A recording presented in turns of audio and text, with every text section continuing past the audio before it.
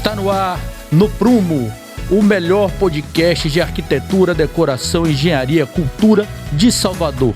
Está no ar com muita alegria para receber vocês. Eu quero que todo mundo venha ver este podcast que hoje já começa pegando fogo. Aliás, espero que não, porque a gente vai pegar uma famosa cadeira e colocar ela no prumo. Não é, Bela? Exatamente. Na chamada do podcast eu falei que eu ia trazer bastante fofoca para vocês, mas dessa vez a gente vai começar com um assunto sério, né? A gente vai trazer o assunto, eu acho que mais comentado nesses 15 dias aqui em Salvador. E é um assunto sério, né? Que a gente também não pode ficar levando na brincadeira. E a gente trouxe duas pessoas super profissionais aqui para poder a gente tirar as dúvidas, né, amigo? Em relação não só ao design de produtos, mas a projeto também. Claro, né? Claro. Estão conosco hoje aqui na mesa meu amigo, arquiteto, uma figura maravilhosa, designer de móveis, inclusive da famosa cadeira, Manuel Bandeira.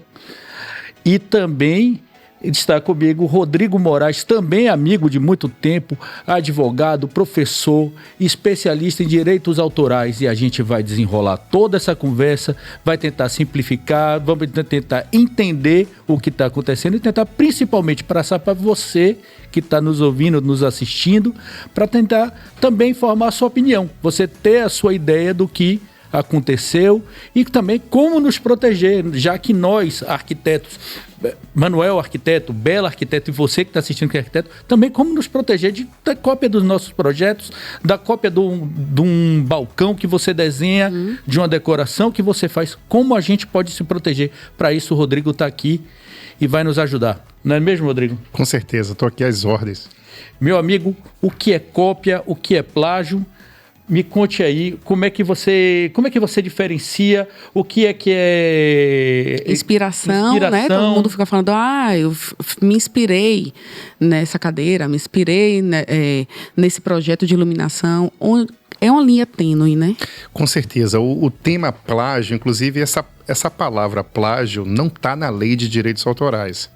Então, a Lei de Direitos Autorais aqui no Brasil atual é a 9.610 de 98. Então, veja que a lei já tem bastante tempo. Se você ler essa lei inteira, você não vai encontrar a palavra plágio.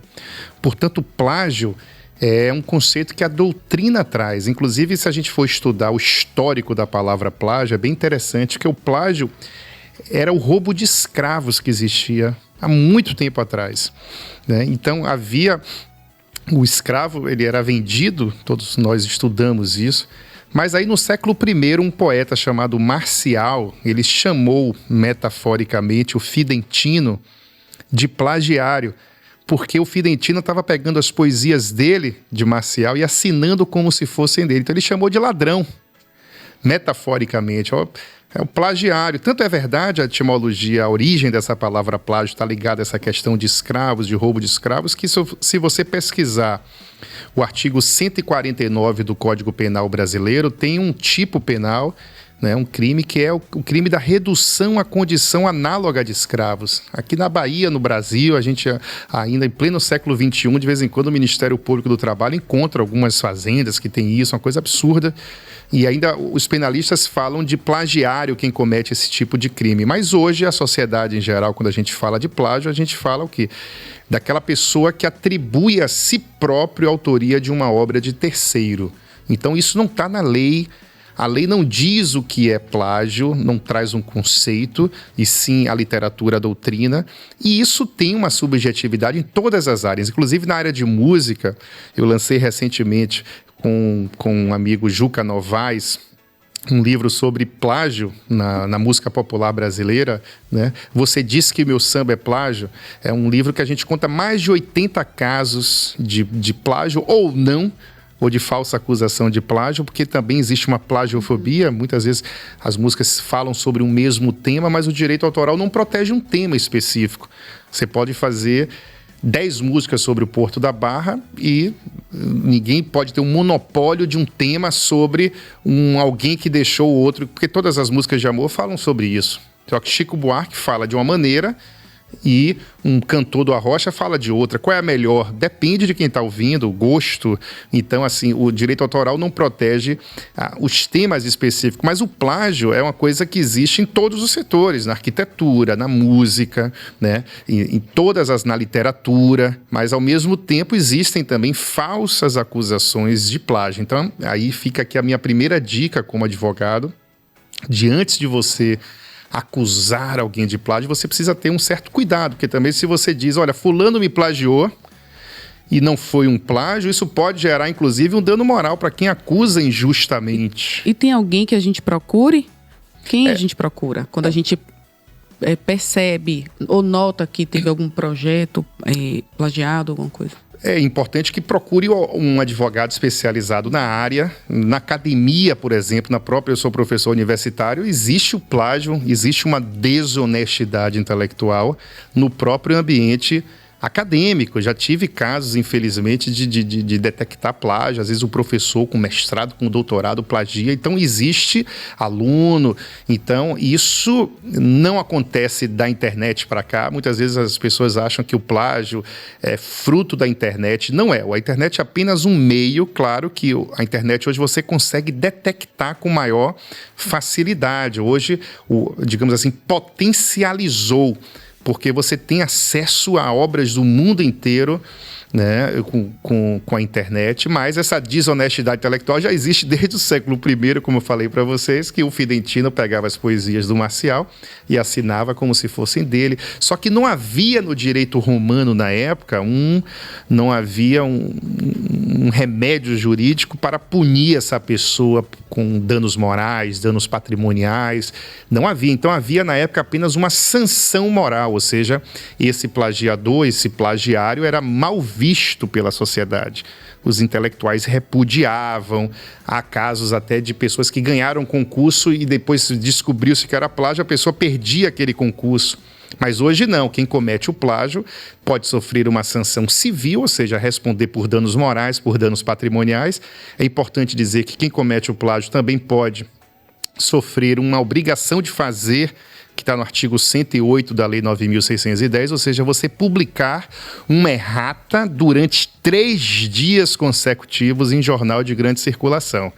Isso é um constrangimento muito grande. Então imagine que alguém plagiou meu livro e eu vou entrar com uma ação contra essa pessoa. Além dessa pessoa ser punida, ela vai ter que se retratar 3 vezes para dizer que a autoria daquele parágrafo, é do autor fulano. Isso está na lei, no artigo 108, o que traz uma função educativa da responsabilidade civil, ou seja, uma função preventiva de novos danos, mas o plágio, eu como advogado vejo tanto na área da música, quanto na área da literatura, quanto na área da arquitetura. Então existe sim, agora tem que ter um cuidado, e sobretudo na área de música, por exemplo, o juiz, quando tem uma causa, geralmente se contrata um perito maestro para fazer, porque existem mitos também que são mentiras. Por exemplo, já vi maestro aqui na Bahia, às vezes muito conceituado, dizendo, não, plágio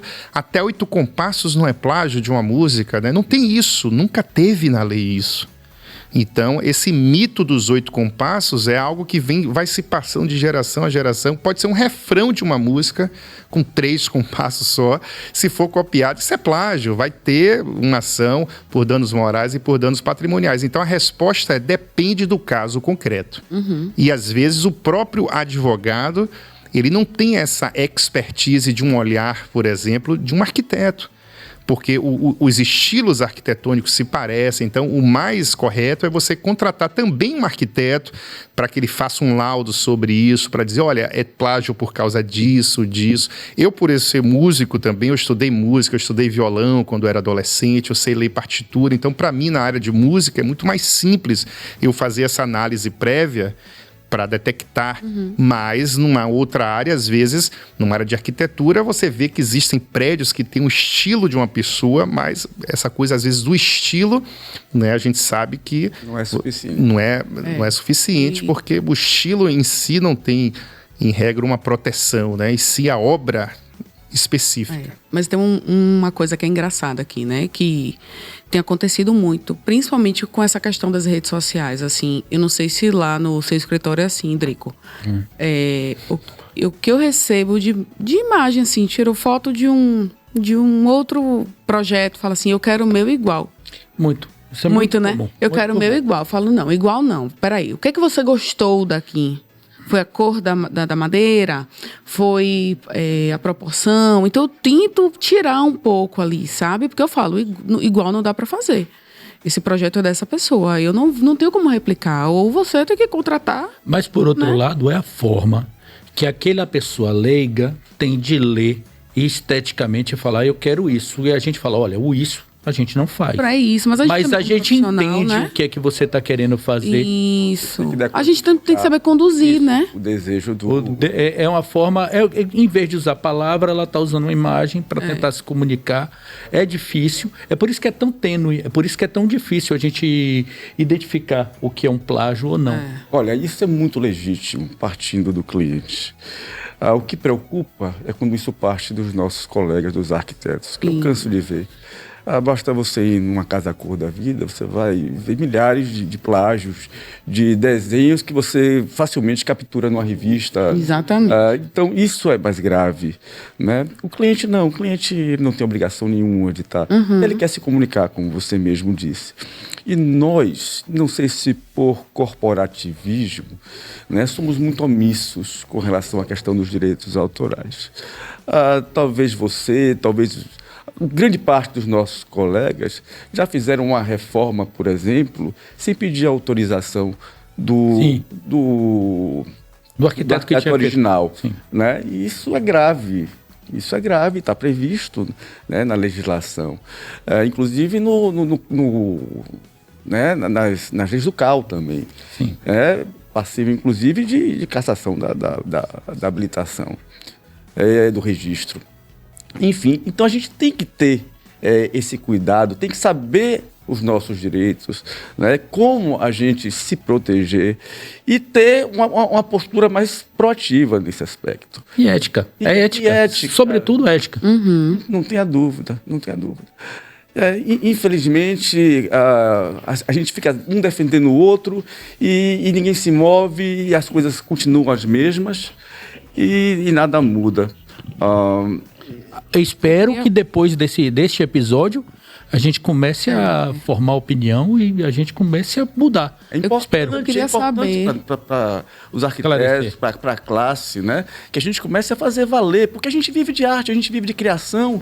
Né? O que a gente produz não é RT, não é venda de produto. Nós não somos vendedores, nós somos criadores.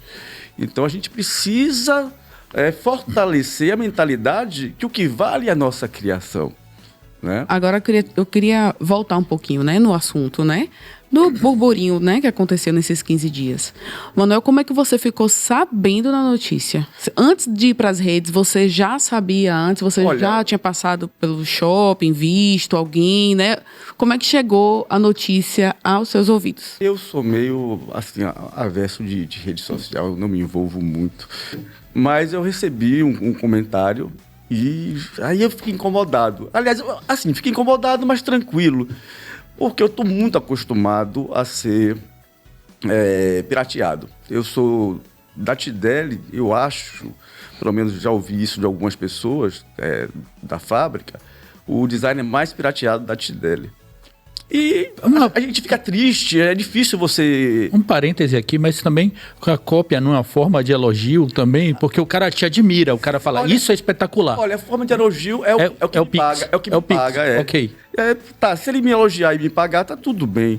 Mas não é assim, eu vivo disso. Eu entendo. Claro que quando você é jovem, não que não seja jovem, você é muito jovem, fique claro isso aqui. Você é jovem e acontece uma primeira pirataria com você, você fica orgulhosíssimo, né? Pô, o seu filho pirateou porque é bom. Mas chega uma hora que a gente cansa, a gente começa a se sentir besta. E é ruim você se sentir feito de besta.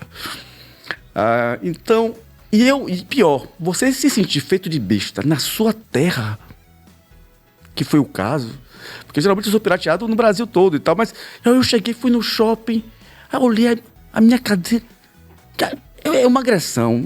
Não dá nem para traduzir. Eu lhe juro, eu não estou... Desceu lágrima nos olhos. Eu fiquei triste. Fiquei verdadeiramente emocionado com a história. E foi por isso que eu decidi me manifestar. Eu sou muito reservado. Você sabe disso, Ade? Eu sei.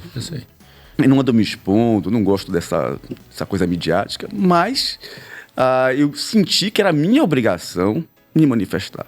E foi por isso que eu tô aqui. É por isso que eu tô aqui hoje. Exatamente. O que faz muito bem. Vamos recapitular uma coisa. Como foi os eventos, a Tati Mandelli publica um vídeo nas redes sociais, no Instagram, sim, falando da cópia da cadeira, não cita nome de empresa, ela tem uma postura muito correta, mas defende a empresa dela. Ficou indignada. Defendeu a empresa dela, defendeu você, o autor, o que foi muito relevante. Eu acho que coisa de um dia depois, 1 dia ou 2 dias depois, a empresa, o restaurante se manifestou publicamente no Instagram, botou uma carta que depois a gente vai publicar, eu acho que na edição completa. E depois também o escritório de arquitetura publicou. Também cada um, ou seja, não havia um culpado ali. Eu procurei a empresa que teria feito a cópia e não vi nenhuma manifestação dela. Pedro, quer? Não, posso botar pimenta? Pode. Nessa conversa? Pode. Está na Bahia, né? É lugar de botar pimenta. Então, você falou assim que, né, ela não falou o nome da empresa. Sim. Mas ficou claro para todo mundo. Foi muito fácil descobrir que empresa foi. Sim. Porque, inclusive, mostra o projeto. Uhum. Então, a gente está em Salvador. Naquela semana, a gente sabe qual foi a grande loja que abriu naquela semana. E quando mostrou-se o projeto, todo mundo matou a charada. Então, assim, não foi tão discreto assim. Não, foi escancarado. Não, a empresa se manifestou com o nome, tá? Albacem Pepe, escrito, a empresa circulou no Instagram. Isso está publicado. O escritório de Brasão também se manifestou. Quem não se manifestou foi a empresa da cópia. A única que eu não vi, eu procurei, busquei no Google, busquei no Instagram dela, não se manifestou. Então, é óbvio que a primeira sensação que você teve foi de tristeza, sim, indignação. Tati Mandelli se posicionou. As duas partes envolvidas, que também estão convidadas, se quiserem vir falar, fiquem à vontade. Aqui é um espaço aberto. Inclusive a Tati Mandelli está aberto o convite. O nosso podcast é novo. E a gente está aqui mesmo para democratizar e escutar. E a gente tentar formar ter um debate civilizado e de que a gente encontre soluções. E ouvir todas as partes, né? Claro. Para todo mundo ser ouvido, realmente. E agora, quais são os próximos passos? Eu pergunto a você e também a Rodrigo. O que é que se dará? Qual é a função? Desculpe, Rodrigo, eu pergunto o que é que você recomendaria numa situação dessa? Olha, eu, como advogado em causas de direito de autor, eu sempre, antes de brigar, eu costumo fazer uma notificação extrajudicial. Eu acho que é mais elegante, a gente sabe que o judiciário brasileiro é um judiciário muito lento, que demora muito, então eu sou adepto sempre de uma tentativa de uma solução amigável. Então, nas causas em que eu atuo de direito autoral em diversos setores, seja na música, na literatura, em arquitetura, eu sempre costumo fazer isso. Acho que é o caminho, até para você ouvir qual vai ser a estratégia de defesa, né? Você também fica sabendo, dá um direito à ampla defesa, ao contraditório, para ouvir o que é a outra parte, e muitas vezes eu consigo resolver sem precisar levar aquela demanda para o judiciário. Não havendo uma solução, o caminho é o judiciário, né, ajuizar a ação. Que é a forma que a gente tem, né? Que é um formato também. Eu nunca busco entender como uma coisa ruim. É um formato que a gente não está conseguindo resolver no diálogo, que vai tentar uma ajuda, né? Extra para chegar a uma solução desse caso. E você, Manuel, já você procurou a justiça ou a empresa, a Tideli, no caso, como é que está? São duas frentes, né? Eu já notifiquei extrajudicialmente, a Tideli também, como a fabricante, notificou. Até onde eu sei, eu posso afirmar, eu não tive resposta ainda. Eles já se passou o prazo, eles dão um prazo de 5 dias. Eles não entraram em contato. A Tideli, até onde eu sei, também não teve uma contra-notificação. E o próximo passo é judicializar. Agora fica estranho, né? E a gente com aquele sentimento, porque na declaração do lojista, né, do restaurante, ele diz que a culpa é do arquiteto, né? Óbvio, né? É do arquiteto, o arquiteto escolheu, ele que especificou e ficou responsável pela compra e pelos móveis. E o arquiteto diz que ele somente sugeriu as cadeiras, né? Sendo que existe o projeto com todas as cadeiras, com especificação técnica, com referência, com tudo. É uma coisa incrível. É tão louco que tem momentos que eu fico me questionando, será que o culpado sou eu? Não é possível. Todo mundo se eximindo de culpa. Veja uma coisa interessante, Adriano. Ninguém tocou no assunto, nem em suas declarações, nem o restaurante, nem o arquiteto, na minha pessoa, que foi o maior prejudicado, porque eu sou o autor. Todos preocupados em se eximir de culpa. Não tiveram cuidados, eu lamento. Foi uma coisa terrível, uma coisa desagradável que aconteceu, mas a culpa não foi minha. Mas não. Nenhum arquiteto, né, que é um artista também, presumo, né, teve esse cuidado. Então, é uma postura assim, na minha opinião. Eu sou a vítima, eu fico um pouco sensível a isso, né? As pessoas não percebem. E a verdade é que ninguém valoriza muito a arte, a verdade é essa. Sim. Entendeu? A verdade é essa. As pessoas estão preocupadas. É o empresário, porque ele pagou, porque era mais barato. A conversa é dinheiro, Mas ninguém fala do trabalho criativo. Mas né? eu acho muito perigoso isso, porque a pessoa quis pagar o mais barato, mas ele quis a estética da Tideli. E sabe. E tudo leva a crer. Sabe. E tudo leva a crer. A gente não pode afirmar, mas tudo leva a crer que foi encomendado. Tudo leva a crer. Assim, eu como profissional recebi muito, né, o vídeo de Tati. Muito. E todo mundo, no fim, quer saber a opinião do arquiteto, né? O que é que você acha? O que é que você acha? E você, o que é que você acha? Eu falei, eu acho muito perigoso, né? Porque a partir do momento que você chega lá e você vê a cadeira, você fala assim, Tideli. Sim. A estética da Tideli. Todo mundo de Salvador conhece. É igual. Pronto. Não é parecido, não é estilo Tideli. É Tideli. É a cópia. Aí a pessoa senta, a cadeira já tá com a corda saindo, a cadeira quebra. Rapaz, essa Tideli só vende porcaria. Então, assim, isso é uma preocupação muito grande. Tanto com aquela... com quem realmente estudou ergonomia, com quem fez, né? Teve um cuidado de fazer protótipo do produto... se preocupou no material da pintura, qualidade da corda, né? Quem se preocupou com toda essa linha do processo até aquela cadeira chegar ali na loja e ser especificada pelo profissional. E você chegar no lugar que a pessoa está dizendo que é Tideli, mas assim, não é. Entende? Então, é muito... Minha opinião é essa, assim, é um perigo... É perigoso. Você está colocando o nome de duas pessoas ali, tanto da marca quanto do profissional, né, que desenhou. Não tenha dúvida. Colocando a mercê de outra marca. Você sabe que tem um problema indireto? Muita gente, não é pouca, muita gente, amigos meus, inclusive, todos acham que a culpa... Não vou entrar no mérito de quem é a culpa, mas a opinião dos amigos é do arquiteto. Claro que é o arquiteto. Foi o arquiteto que especificou, claro que foi o arquiteto. Eu vou defender o arquiteto, enquanto categoria. Assim, os clientes não obedecem. Eu queria ter esse poder de virar assim. Eu queria falar isso. Olha, cliente, compre aqui essa caneca no Prumo. Pois é. E o cliente comprar. Eu não tenho esse poder. Pois é. Meu sonho. Mas respinga. Essa confusão respinga no criador. Porque o empresário, na cabeça das pessoas, não, o empresário contratou o arquiteto, é justo que ele queira pagar um preço. Claro que é justo. Agora, ele compre outra marca, ele compre outra cadeira. Pode ser isso, de corda, pode ser como... Aliás, e tem um detalhe, no vídeo da Tati Mandelli, você fala um negócio interessante. Outro dia eu saí com uns amigos, aí um amigo virou pra mim, Que besteira essa briga. É só uma cadeira. Tudo isso porque é uma cadeira. Manuel, quanto tempo levou a cadeira Gamboa, também dando nome aos bois, a cadeira Gamboa. Quanto tempo levou para ser feita?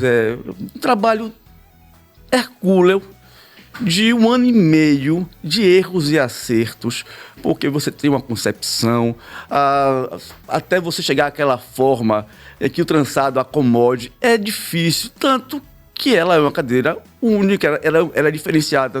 Dificilmente você vai encontrar uma outra cadeira tipo concha, com aquele trançado, que é o trançado radial. Ela tem características muito peculiares. E é por isso que é uma cadeira que vende muito, é uma cadeira, né, apesar de ser nova, relativamente nova, é consagrada. E não foi à toa que foi copiada. Então, 1 ano e meio de trabalho. Foram 8, se eu não me engano, 8 protótipos. Né? E você mobiliza trançadeira, você mobiliza o cara dos moldes de alumínio. É um custo alto, porque tem estudo, né? Tem estudo. Tem embasamento. Não tenha dúvida, tem tempo. Né? É como eu lhe falei, tem erros e acertos, e você vai e volta. É 1 ano e meio de trabalho para você colher os frutos depois. Aí vem uma pessoa para surfar no seu trabalho. Pelo amor de Deus. Eu queria fazer uma observação aqui, defender a gente um pouquinho também. Aconteceu comigo, né? Um episódio eu estava fazendo uma área de piscina, um projeto, um espaço gourmet de uma casa. E especifiquei todos os móveis dele. A cliente foi, gostou, sentou, chegou a negociar tudo. E depois ela veio, Bela, eu queria ver com você, porque uma vizinha minha falou assim, você é abestalhada? Vai pagar esse preço? Meus móveis foi de outra loja. Eu comprei na internet. Olha aqui. Aí a cliente me mandou o link. Eu falei, não compre imóveis pela internet. Você não tem pós-venda, você não sabe do conforto. Eu fui na casa da cliente e sentei. Aí eu falei, eu não me responsabilizo. Você me ajuda a escolher as cores? Eu falei, não escolho nenhuma cor por tela de celular. Muda. Eu vou na loja, meus clientes sabem. Eu vou na loja escolher na luz da manhã, não vou nem final de tarde escolher tecido, nada, porque muda. Entendeu? Então, assim, ela comprou.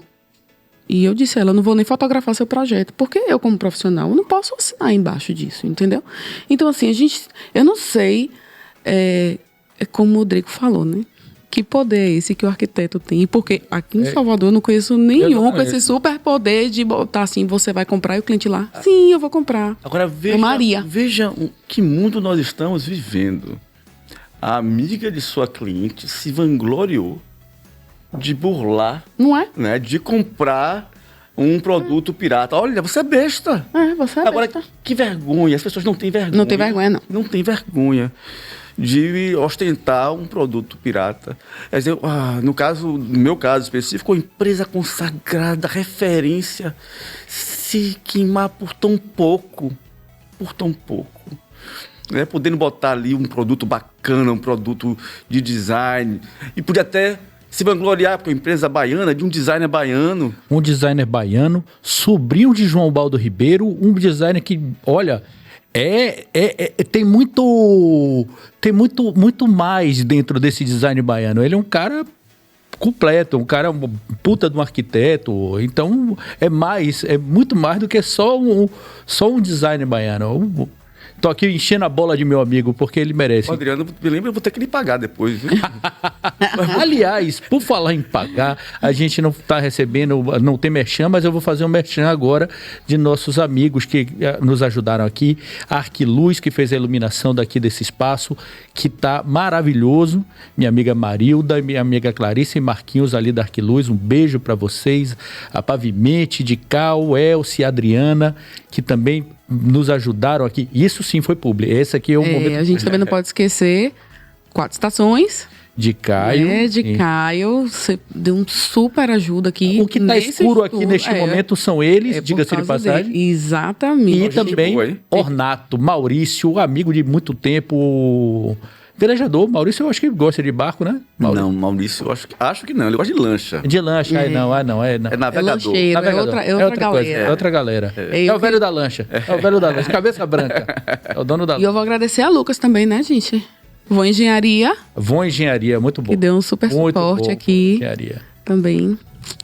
Foi todos grandes. Eu conheço esse Lucas. Cabas e Pedro, né? Eu vou me meter na publi de vocês aqui. Eu não posso deixar de lembrar da Uranus 2. Exato. Então, nosso... Impressão em PVC, você precisa conhecer. Uranus 2. Tá vendo? Minha gente, essa aí onde...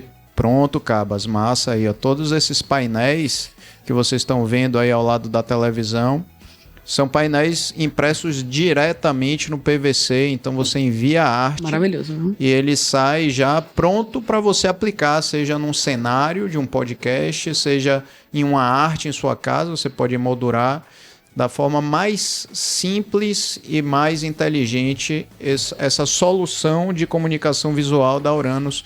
Quero mandar um abraço para Pedrinho e para todo mundo da Uranus. Agora, posso fazer uma pergunta também aqui? Pode. Olha só, eu entendo super a decepção nesse quesito. Eu também sou da área de criação e sei o que é você se sentir assim, como você falou. Não é legal se sentir assim, né? Copiado. Mas eu queria trazer uma dúvida mesmo, né? Que não haveria chance de ser assim. Por exemplo, eu já montei loja, eu também sou lojista, e quando você tem que decidir um monte de coisa, muitas vezes a gente se passa até nos detalhes mesmo. Eu só queria entender de você se você não acha que existe uma chance daquilo ali ter sido assim, ter passado batido pelos contratantes, assim, é uma cadeira... Aquela cadeira ali, sem saber que é, por exemplo, patenteada, que é um projeto de um profissional. Porque, por exemplo, eu já comprei móvel na Tok Stock e que disseram assim, isso é um design de fulano de tal, mas que na Tok Stock vende também, né? Será que o cliente realmente agiu de má fé ou ele pode ter sido induzido ao erro? Vamos lá. Tudo é possível, Pedro. Tudo é possível. A gente não tem como afirmar nada, né? Mas, assim, o que eu posso afirmar com certeza é que houve um plágio. Isso houve. Isso é inegável. Tá lá. Bom, o que é que eu sei? Eu sei que houve reunião na loja, né? As duas partes estiveram. Todo mundo sabia quais eram os móveis. E se foi comprado na loja original ou se foi comprado... quer dizer, eu sei que foi comprado na loja pirata, né? Na loja que pirateou. Acho improvável que alguém não soubesse nessa história. Acho muito improvável. Agora, eu não posso afirmar porque realmente eu não sei os detalhes, não sei como ocorreu. Enfim, eu sei que houve o plágio e cada um jogou a culpa no outro. Isso é que eu sei. E não teve ninguém para dizer, fui eu, me desculpe, foi um equívoco, e tá tudo bem, eu sei que as pessoas erram, mas não houve isso, entendeu? Aí vamos para frente para ver descobrir, ver as cenas dos próximos capítulos, né? Quem é que vai ser, vão jogar a culpa para o fabricante, aí o fabricante vai jogar, enfim, vai ficar esse joguinho de empurra-empurra. Eu queria só entender, assim, na prática, como é que funciona, né? Depois que a cadeira é concebida, fabricada, tudo, qual é o processo? Você já vai patentear essa cadeira? Quem faz isso? Vamos lá. Isso é tão complicado. Assim, se você falar o certo, né? É você pegar o projeto e fazer uma patente, no caso de uma cadeira, que é uma coisa já consagrada, não é uma invenção, não é um novo uso de um produto, e fazer uma proteção, uma patente de desenho industrial. Se eu estiver errado, me corrija. É um registro que a gente chama, um registro do desenho industrial. De desenho industrial. E com algumas possibilidades de variação do desenho, tá? Isso lhe protege até certo ponto, mas o que acontece? Você tem que ficar o tempo inteiro vigiando esse registro, porque surgem tentativas de outros registros e você tem que defender o seu registro. Isso toma tempo e dinheiro. E nem sempre vale a pena, né? Mas é importante deixar claro que...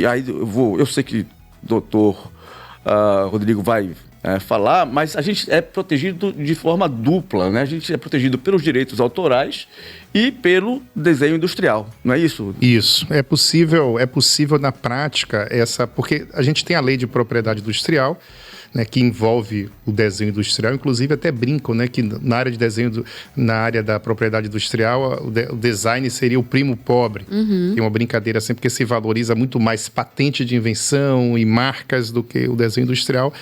Mas o desenho industrial ele teria uma proteção em prazo menor, que é um prazo no máximo de 25 anos.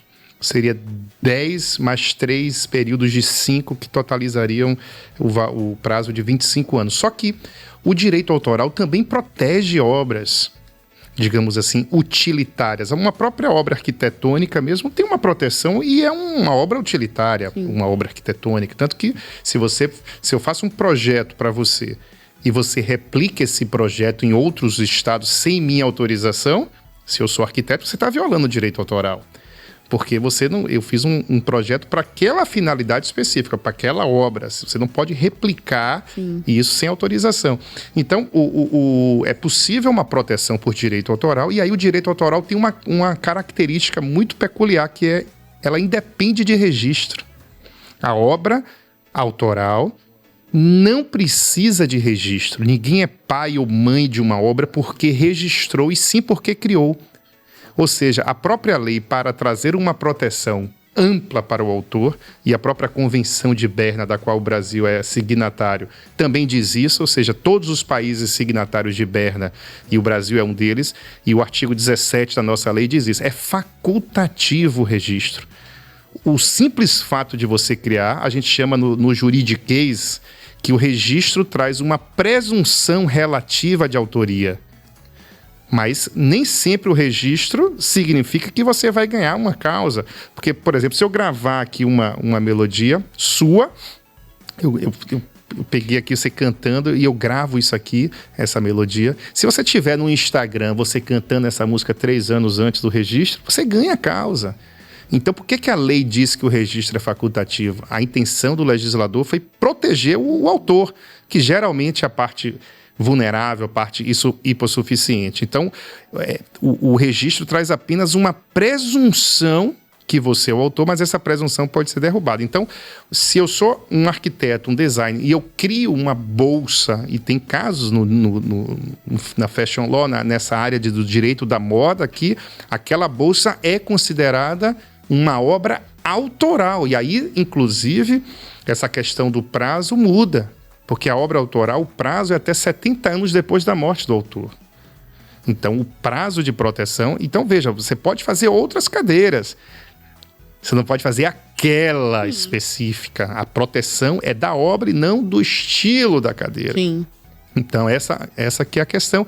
E eu vi você falando sobre isso, Manuel, sobre essa questão da não valorização do autor, por exemplo, em todos os setores, se você for ver. Por exemplo, na área da fotografia, né, a gente advoga para fotógrafos. Tem um fotógrafo muito famoso aqui na Bahia que se chama Arquivo. Tem um outro fotógrafo que se chama divulgação. Tem um outro fotógrafo que se chama assessoria, né? Quer dizer, não colocam o nome do fotógrafo, que é uma violação do direito moral à designação. Arquiteto também, viu? E o arquiteto também, quer dizer, inclusive falta uma consciência do direito de autor na população e no Brasil. E eu digo em sala de aula isso, que quanto mais desenvolvido é um país, mais esse país valoriza a propriedade intelectual, porque a propriedade intelectual é a mais valiosa do século XXI.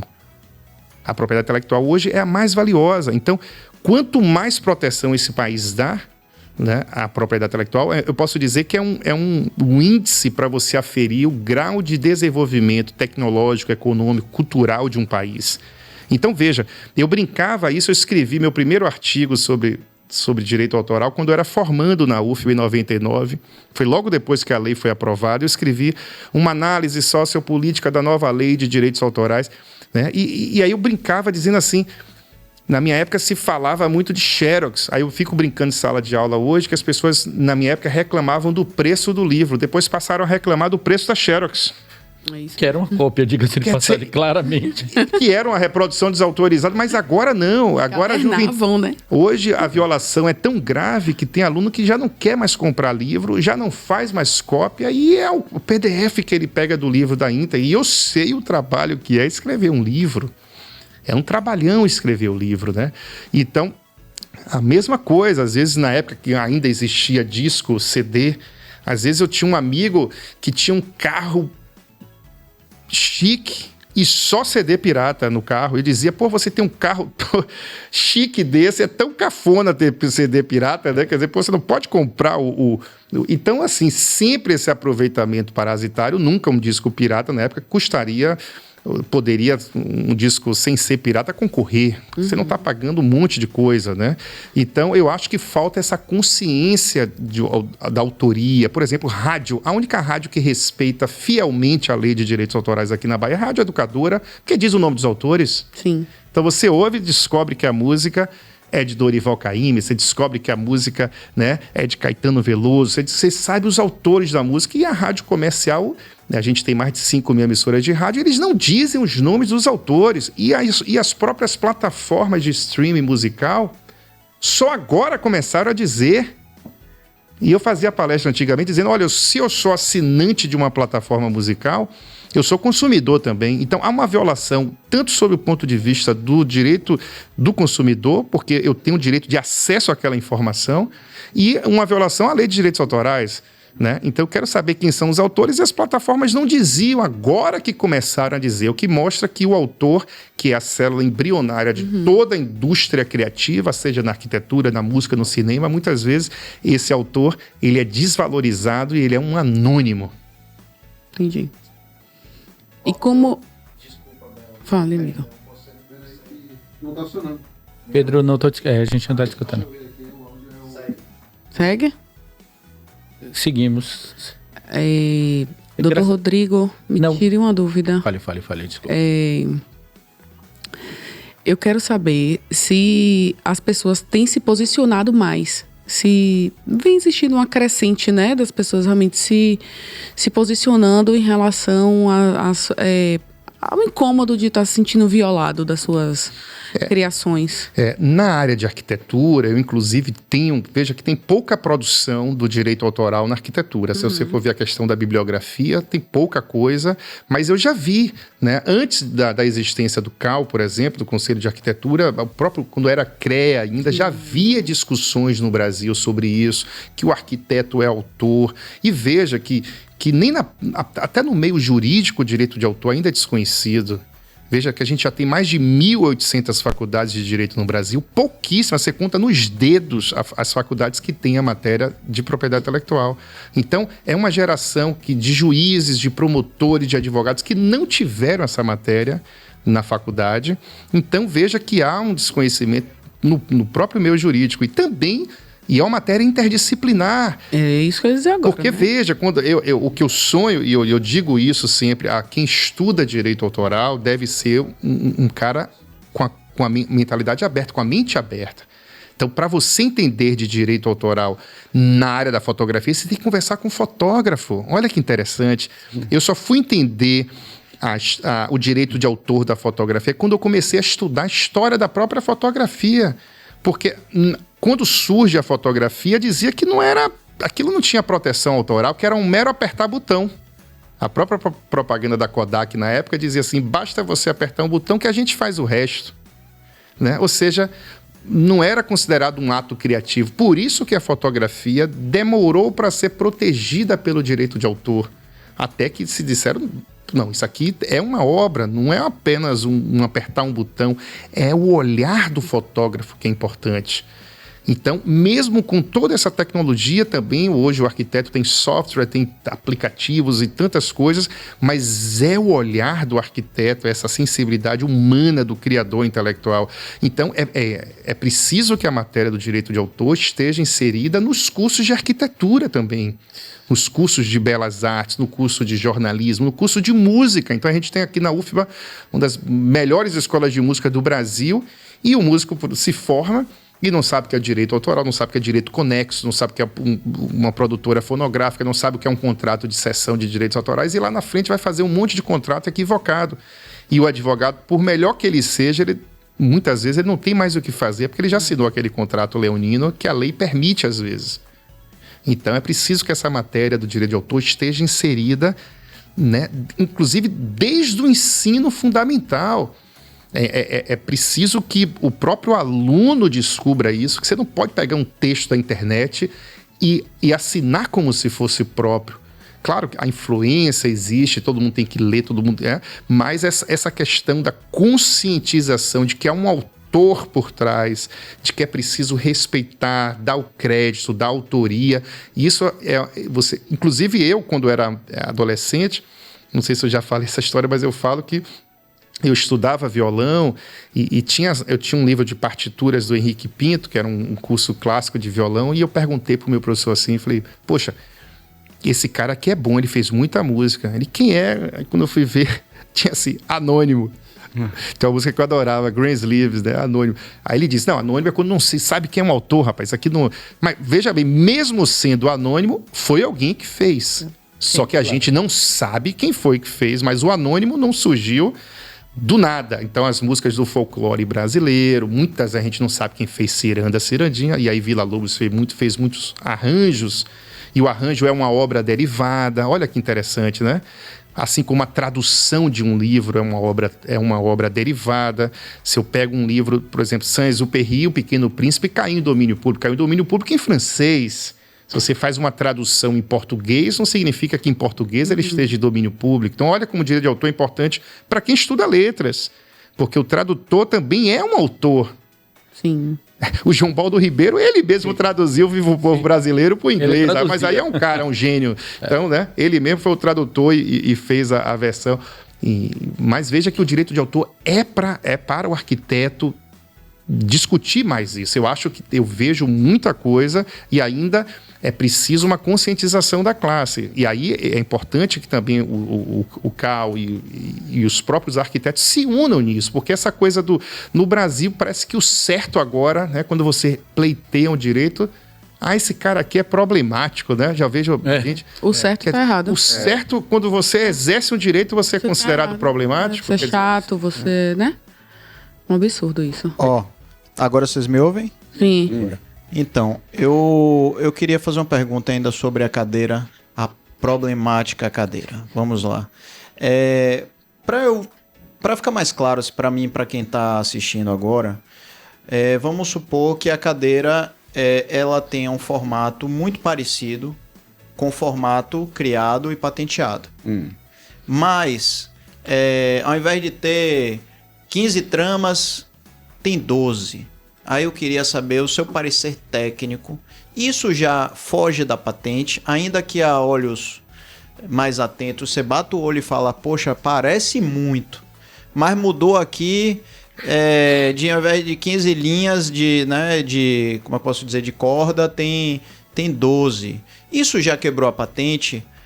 Ou isso daí, não sei, eu quero entender esse limiar, aonde é que começa, que foi a pergunta que Bela fez, aonde começa, aonde termina, no caso do design de um móvel. Isso não está na lei, né, em nenhuma área, seja na área de móvel, seja na área de música, porque veja, os temas se parecem, uma cadeira é uma cadeira, a finalidade de uma cadeira é para sentar. Então, a mesma coisa, música com um tema sobre música de traição é o mesmo tema. Então, na verdade, é uma perícia que se faz. Porque, veja, o verdadeiro plagiário é aquele que tenta escamotear. Ele muda um pouco para parecer que não é igual. Mas, às vezes, há um plágio, por isso que é possível um plágio parcial e é possível um plágio integral. Eu já advoguei numa causa que o cara pegou uma música inteira e copiou. E o curioso foi que o nome do plagiário, o nome dele, artístico, era, Pedro, era Antônio Clone. E aí na audiência eu perguntei, Excelência, queria saber por que o nome dele é Antônio Clone, e ele disse que era por causa da novela da Globo, Clone, né? Quer dizer, até um caso interessante, um plagiário ser chamado o nome artístico. Predestinado, é um predestinado. Né? Mas, inclusive eu conto no meu livro sobre plágio esse caso que é curiosíssimo. Então a gente trabalha, mas se diverte. Mas assim, esse limiar na música também existe. E aí, se mudar uma nota, se mudar duas, aí tem uma perícia. Então, às vezes, se faz uma perícia, às vezes não, muitas vezes. Às vezes não precisa, porque é tão óbvio que até o próprio juiz leigo em teoria musical, ele vai ver aquilo, mas, de fato, há situações na música, como também há na arquitetura. Poxa, esse projeto parece muito, será que isso é plágio? Ou será que essa mudança aqui traz uma originalidade, foi só o estilo? Aqui na Bahia houve um caso que uma pessoa processou a Globo dizendo que ela tinha um estilo que foi copiado na abertura da novela, um estilo chamado fragmentismo. E o aluno me falou isso de sala de aula, eu falei, isso... E eu li a sentença e o Tribunal de Justiça aqui da Bahia condenou a Globo num valor altíssimo na época. E eu falei para esse meu aluno, olha... A Globo vai ganhar no STJ. E depois ele falou, professor, aconteceu isso. Falei, exatamente, foi certo o que o STJ fez. Porque um estilo não tem proteção, né? Então veja que o cubismo, o impressionismo, existe um certo estilo e as pessoas... Porque o direito de autor ninguém cria do nada, a gente cria dentro de um contexto histórico. Não existe uma originalidade absoluta para o direito de autor, o que é diferente de uma patente. Uma patente precisa ter uma originalidade. Mas aqui a gente não fala de patente, a gente fala de registro, né, no campo do direito de autor ou registro no campo do desenho industrial. Então, é possível essa semelhança, mas até onde isso é plágio ou não, aí vai ter que ter uma perícia que vai se detectar. No caso... É preciso saber aí, e aí o Manuel tem muito mais autoridade para dizer no caso concreto. Não, eu acho que o que vale, e aí é achismo, né, é a percepção geral que você tem da cadeira. Que você olha a cadeira e identifica que é o produto. Para mim isso está bem claro. E se você trouxe um exemplo, né, eu sei que foi retórico, né, da quantidade de cordas, nenhuma cadeira tem a mesma quantidade de cordas da outra. Porque são móveis artesanais, e esse é um dos diferenciais. Então, uma cadeira tem a trança um pouquinho diferente da outra, e isso dá beleza à peça. Agora, se você olhar elas, você vai identificar que todas são iguais. E foi o que aconteceu com a referida a peça, né? É a peça igual, você olha, tem fotos, uma do lado da outra, e você não sabe distinguir, sabe na foto, porque eu digo, né, essa aqui é a original e essa aqui é a cópia. Mas é triste, né? Não tiveram nenhum cuidado de disfarçar, né? Foram exímios copiadores. Enfim, eu vou até pedir permissão. Eu ouvi uma piada que eu achei fantástica e vou trazer ela aqui de forma metafórica. Tá? Diz que tinha um espanhol que queria comprar um passarinho. E ele foi numa loja e o vendedor disse, olha, eu tenho um passarinho aqui que canta, que é uma maravilha. Ele canta numa alegria. Agora, eu só vendo ele se vender com outro passarinho que não canta nada. Ele fez, tá, tudo bem, eu compro, mas quanto é que custa o passarinho que canta? Ele, R$2. E o que não canta? 200 mil. Ele, como assim, rapaz? Que diferença de preço é essa? Não, o que não canta é o compositor. Entendeu? Então, é importante para ilustrar a importância, né, que tem algo por detrás ali. Né? O passarinho que canta não é nada assim o que não canta. Então, eu acho a alegoria muito bacana dessa piada, né, porque faz a gente refletir um pouco. Às vezes a gente esquece. Eu até queria fazer aqui falar um pouco como eu vejo, né? Tudo que o Dr. Rodrigo citou aqui, assim, como profissional. Por exemplo, hoje a gente teve, desde a pandemia, né? A gente teve o boom do crescimento das casas lá na linha verde, né? E aí quando você pega as leis do condomínio, não da Mata de São João, mas do próprio condomínio que a gente estuda, né, para poder fazer o projeto da casa, além de todos os parâmetros do terreno, né, seja área permeável, construtiva, tal, além de tudo isso, hoje eles impõem os materiais, né? São pedras da região. A esquadria antes era madeira, hoje já é PVC, padrão madeira, alumínio, padrão madeira. A telha tem que ser essa. Então, assim, a gente tem que se desdobrar para fazer. É o mesmo programa arquitetônico.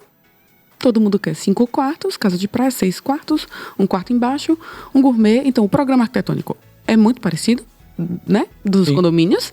A gente tem um limite de materiais e a gente precisa se desdobrar para ninguém ficar igual a ninguém. E temos os clientes ainda dizendo: eu quero a casa igual de fulano. Então, assim, a gente sua para fazer um projeto diferente e faz e dá conta. Mas aí eu acho que é uma linha que é mais, né, assim, a esquadria tá parecida, tá? A gente ainda consegue, né, ter um respiro maior em relação às cópias. Mas quando a gente trata de produto, eu vejo, assim, muito complicado, porque você pode chegar na casa de um amigo e falar assim: seus móveis são Tidele, hein? E as pessoas falam isso, porque é uma marca que tem um valor agregado, né? E a pessoa, pô, diga aí, maravilhoso, tal, especifiquei, eu tô tão feliz com os meus móveis. Como você pode chegar na casa e falar assim: móveis Tidele, hein? Não, menino, eu comprei no site. Foi 1/3 do preço. Então, assim, mas a marca tem tanto valor agregado que a pessoa chega achando que é Tidele, porque é igual. Entende? Então, minha visão dentro disso, do plágio do produto em si, eu acho mais afetado até, entendeu? Do que com o projeto, né? Pela até grandiosidade do projeto, a gente ainda consegue não perceber tanto, né, Draco? Você Eu concorda? entendo. Concordo. Eu estava lembrando aqui de um detalhe que você estava falando. E hoje no próprio Google, no celular, você abre, tem uma janelinha que você clica, abre uma câmera, você chega, mira nessa caneca e ele te dá preço de outras canecas que tem no site na China, que tem no site tal, no site tal. Então, hoje, ele nem, às vezes, não precisa, o trabalho é pouco. Ele chega, tira foto e vê quem tem produtos similares. E aí já entra a questão da internet, né? Aí entra, sim, a questão da internet na coisa no veículo, né? Do como chegar até o produto pirata. Exatamente. E voltar à coisa do que você estava falando, tem sim, algumas, agora são regimentos internos de condomínio, que às vezes pedem, tem cidades que tem, olha, gabarito, você não pode crescer tanto, que é natural, isso também é da regra do jogo, isso está dentro da regra do jogo. Mas quando você limita também, e quando você, obviamente, é um empobrecimento. Hoje em dia, todo mundo empobrecimento artístico. Tão gigantesco. Total. É uma pasteurização da arquitetura terrível nesses espaços, né? E diga-se de passagem, como eu estava falando, a gente não faz valer nossos direitos. Todo mundo mete a mão, né? É o condomínio que resolve mudar a fachada da gente, né? É o morador que bota os ar-condicionados na fachada, bota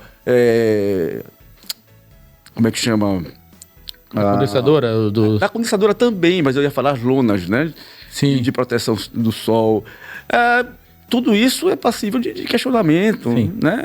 Porque está interferindo na fachada, está interferindo. Enfim, as farmácias que fecham a cara toda do projeto anterior, né? Tem uma série de questões, os outdoors, os LEDs, enfim. Tudo isso interfere na obra e a gente, todo mundo calado, ninguém fala nada, ninguém se manifesta. Ninguém não, começamos. Estamos falando. Por isso que eu perguntei se hoje em dia já tem uma crescente, né, das pessoas se posicionando, procurando advogados mesmo para poder resolver, né, toda essa agora tem coisas, parece que tem soluções que acabam sendo mais suaves. Tem o caso, você estava falando da música, me lembro sempre do caso do Rod Stewart e do George Ben. Sim, Taj Mahal. Da Taj Mahal e a I Think I'm Sexy do Rod Stewart, que quando o Rod Stewart soube, ele virou: rapaz, eu tava realmente no Brasil e aquela música tava realmente tocando o tempo inteiro e parece que ele pediu desculpa, pagou uma parte. Não chegou a pagar não, mas porque o advogado do Rod Stewart fez uma coisa genial. Pra mim, esse cara merecia um café aí bom, porque ele doou os direitos autorais para a Unicef, para as crianças. E aí, pô, você vai continuar brigando. Você vai brigar, Então, isso foi uma jogada inteligentíssima, mas eu conto esse caso no... E aí houve toda essa discussão, né, mas ele estava no Brasil na época, então essa música do Jorge Ben era um sucesso. Então, na própria autobiografia do Rod Stewart, ele confessa que fez sem intuito de passar a mão. Foi uma coisa involuntária, sem dolo, que a gente chama. E aí é uma pergunta ótima para um debate, né? Porque no futebol a gente sabe, né, que para o pênalti pode ter um pênalti sem intenção de pênalti. Sim. Pô, não tive intenção, mas foi pênalti. E aí o plágio precisa ter intenção, porque, veja, nós, no campo da música, muitas vezes, há grandes autores que às vezes fizeram inconscientemente um plágio. Por exemplo, o Noel Rosa, aquela música Com Que Roupa, quando ele foi ditar a música para o maestro escrever no pentagrama, o maestro falou: rapaz, você é maluco? Isso aqui é o hino nacional.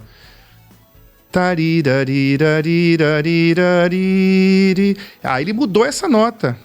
E aí virou Com Que Roupa. Porque o Noel Rosa gostava de fazer paródias com o hino nacional, né? Quando era jovem. E fazia paródias, inclusive, das próprias músicas dele. Então aquilo estava no inconsciente, ele fez um samba e não detectou que aquilo era um trecho do hino nacional. Mas aí ele mudou uma nota e saiu do plágio.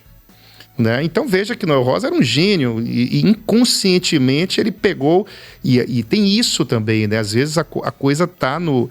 E muitos compositores que sonham com música, às vezes, poxa, veio a coisa, será que isso já existe ou não existe? No campo da música tem muito isso, e acredito na arquitetura também, porque tem muitas imagens, né?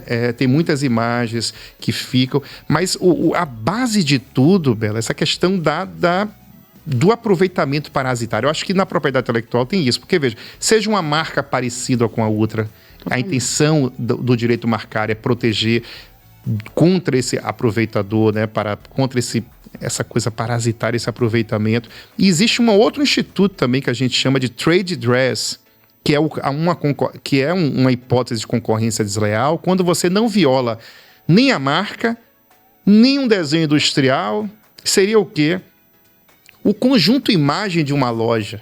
Olha que interessante. Tem casos no Brasil de restaurantes e de lojas que você bota todos os funcionários com o mesmo tipo de roupa, o mesmo cheiro, o mesmo ambiente. Então, você parece que está naquela loja, mas é outra. Você se apropria Exatamente, das do cores. Universo, né? Então também tem julgado sobre isso, mas também há um certo exagero às vezes, porque às vezes uma lata de uma cerveja tem uma cor, não pode ter uma outra cor dessa, poxa, o direito autoral, o direito marcado não protege uma cor em si, mas às vezes aquele produto fica muito famoso por causa daquela cor. Sim. Entendeu? Então, o aproveitamento parasitário, eu acho que a propriedade intelectual, eu defendo que a propriedade intelectual quer proteger o autor desse aproveitador, né? Que está querendo ganhar sem o esforço. Entendi. Essa que é a grande... Você quer pongar no sucesso alheio, você quer se aproveitar daqui. É uma tristeza, né? E engraçado que tem muitos recursos, né? Que a gente vê, é comum a gente ver, essa obra aqui foi inspirada em Beltrano, ou em Cicrano, ou na peça tal, né? Ou então é uma homenagem. Outra palavra é homenagem, né? Estou homenageando, aí faz o produto quase igual, muda o material e, enfim, e acha que porque mudou o material pode... Aqui em Salvador, né, o nosso queridíssimo Caribé, eu mandei isso para o pessoal da BDA, que é a Associação Brasileira de Direito Autoral, eu estou um dos diretores. E foi uma coisa, dentro da Assembleia Legislativa do Estado da Bahia, houve uma exposição em homenagem, entre aspas, a Caribé. Chegou um cidadão, pintou as obras iguais a Caribé e estava vendendo quadros iguais de Caribé, mas que não eram de Caribé, no foyer da Assembleia. Nós notificamos o cidadão e ele parou de vender aquilo, mas eu achei isso... Porque, veja, isso é um ilícito dentro da Casa de Leis do Estado da Bahia. Quer dizer, não tinha assinatura do Caribé, mas veja, não tinha assinatura do Caribé, mas era uma cópia da obra de Caribé. Outra coisa é eu fazer uma homenagem, como, por exemplo, eu posso fazer um livro de contos inspirados em obras de, por exemplo, de Capinã. Então eu crio contos e sobre músicas dele, assim, que o personagem ouviu uma música papel machê, tudo bem, aí é uma obra inspirada, aquilo tem uma proteção. Outra coisa é eu pegar o mesmo quadro de Caribé e botar, porque, veja, o direito... Isso... Um estudante copia de Belas Artes. Pegar um estudante formando, um cara, ele vai lá e vai fazer igualzinho. O cara tava vendendo quadros. Cara, arde, né? E outra coisa, pro leigo, o cara que comprar, ele vai botar uma tela dessa na sala dele ou no escritório e o leigo vai ver e, poxa, você tem um Caribé em sua casa, hein? Agora, fazer isso num mercado, digamos assim, paralelo, uma coisa, né? Tudo bem, mas... Na luz do dia e dentro da Assembleia Legislativa da Bahia, é aquela coisa, né, já dizia, só se vê na Bahia, pense no absurdo, na Bahia tem precedente, Otávio Mangabeira. Gente, estamos chegando perto do nosso fim e, olha, foi um prazer, passou voando, viu? Passou voando, adorei a nossa estreia, estou aqui muito feliz de estar debatendo, trazendo esse tema com dois amigos, com dois profissionais conhecidos na cidade, com minha amiga Bela. Isso está sendo uma alegria enorme. Eu queria ver as últimas declarações de vocês para a gente encerrar aqui. Eu queria saber se vocês têm alguma dica, né? Para quem realmente quer saber mais um pouco sobre o assunto. Eu vi algumas pessoas dizendo que a Tideli não deveria nem ter se posicionado, porque que perdeu o valor, porque o Pepe falou sobre deu o nome da outra marca, entendeu? Então, assim, ficou uma coisa meio sombria. Então, assim, o que a gente pode fazer? Realmente se posicionar nesse assunto? Fomentar mais sobre isso para poder a gente se guardar? Ou não, a gente realmente procurar a justiça de uma forma mais discreta? Olha, não sou assessor de comunicação, eu vou falar meu ponto de vista do direito. Eu acho que essa luta não pode ser uma luta solitária de um Don Quixote. É preciso que os autores arquitetos tenham essa visão de que hoje está acontecendo isso com o outro, mas pode acontecer depois comigo. Eu lembro muito que quando a internet veio e destruiu a indústria fonográfica, muita gente aplaudia e dizia, é isso mesmo, música de graça, naps, essa coisa toda. Depois a própria imprensa começou a dizer, peraí, eu tenho direitos autorais, e agora a imprensa vem defendendo que os jornais têm proteção, ou seja, porque viram que sem o direito de autor não se faz jornalismo sério. Eu não posso pegar e gastar dinheiro pagando o microfone, pagando o jornalista para lá fazer a matéria, para vir um concorrente copiar igualzinho e utilizar aquilo sem autorização. Então, quer dizer, eles não apoiaram na época o direito de autor dos músicos e depois passaram a sofrer as próprias consequências. Então, eu acho que essa luta pela defesa da criação intelectual é uma luta de todos. É preciso uma conscientização, é preciso levar isso para o debate. Acho ótimo essas polêmicas, entre aspas, para levar um debate. E esse programa de vocês para conscientizar, para levar as pessoas a começarem a pensar nessa célula embrionária. Sem o autor, não haveria beleza da arquitetura, por trás da beleza dos móveis, né, por trás da estética. E a gente eu sou um cara super influenciado por isso. Inclusive, minha esposa não deixa eu fazer supermercado por causa disso.